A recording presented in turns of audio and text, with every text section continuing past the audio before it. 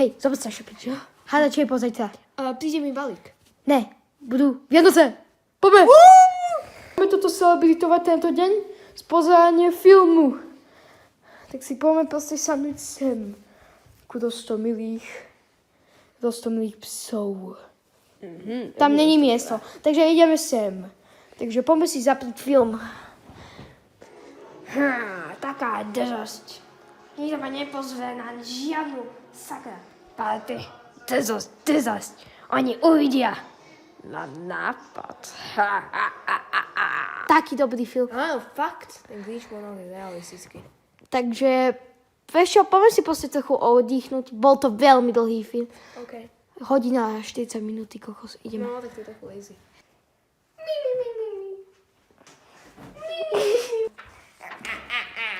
Oni išli spať. To znamená, že môžeme im zjesť cibule a ešte naplánovať môj plán.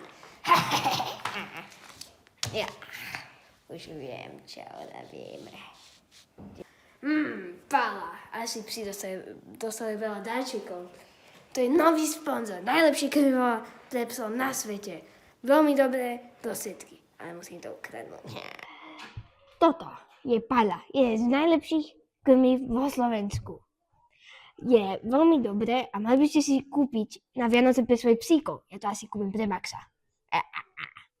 Uvidíme, ak dobre to je pre psov. Pala je jeden z najlepších krmiv na svete. Povieš sa, ak to majú radi psíci.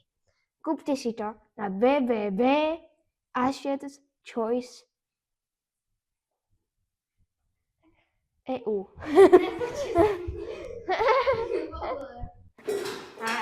Prvé. Druhé. Tretie. Štvrté. Kazím vybuchnúť slnček. Táto hračka je tak dobrá. Vy ste naozaj drži. Nikdy ma nepozvete na nič. Chcem pozrieť film s vami a nič nerobíte. Takže bye slnček.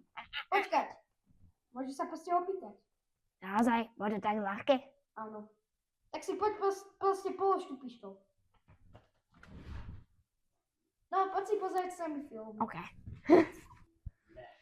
A bolo to také ľahké. No, ja som si nikdy nemyslel, že to by bolo také ľahké. Také emocionálne. No, tak jaký je ten film? Dobrý. Som veľmi dobrý v tom filmu. Nepozrieme ten istý film zase. Buď si potom, proste si to pozeraj, uži. Koniec.